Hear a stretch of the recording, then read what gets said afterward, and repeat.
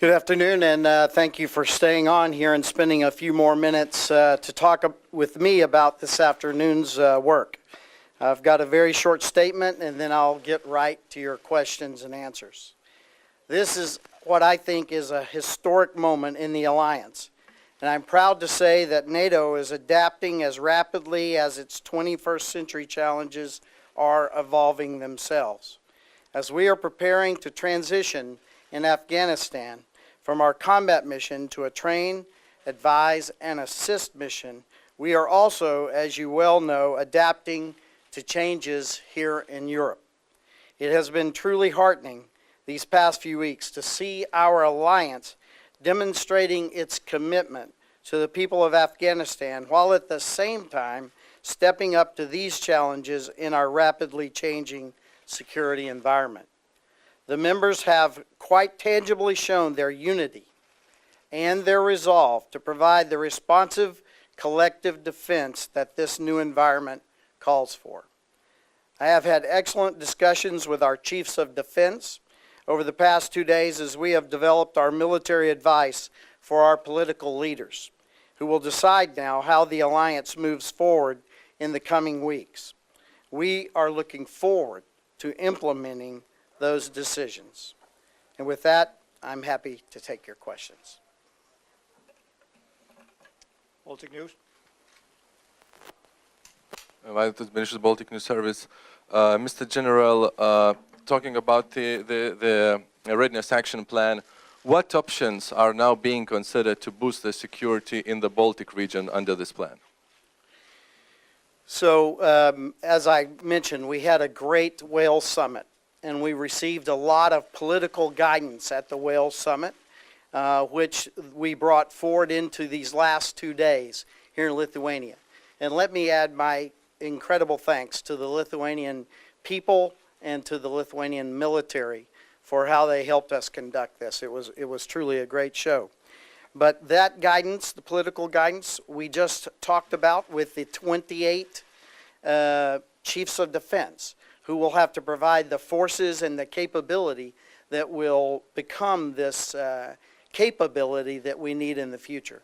So much like the chairman of the military committee said earlier, we've received their guidance, we've been given sort of the boundaries to work on, and now we, the military authorities, will go back and put the details into the plans based on this guidance. Those details will then be provided to our political leadership for decision.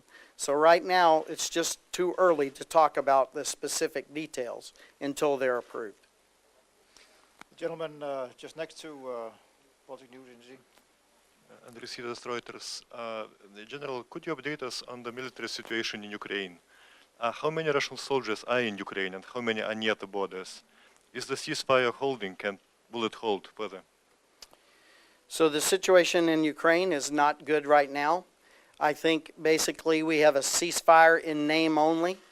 The number of events and the number of rounds fired and the artillery used across the past few days match some of the pre-ceasefire levels. And so the ceasefire is still there in name, but what is happening on the ground is quite a different story. We hope that this will change, and we heard today of some possibly new agreements that this would change, and it is our sincere hope and desire that the innocents who are being wounded and that the two combatants can come to agreement to again get to a ceasefire situation. As to Russian forces on the ground, yes, they are still inside Ukraine.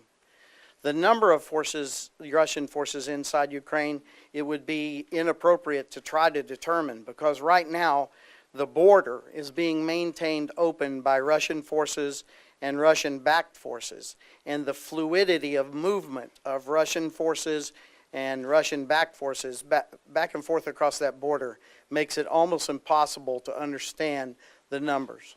What we do know is that from the height of the Russian movement into Ukraine over a week ago, that the numbers have come down significantly, and some of those forces have returned back to the Russian side of the border, which is good, except for that they haven't returned home and are still available to bring their military force to bear on Ukraine, should it be desired.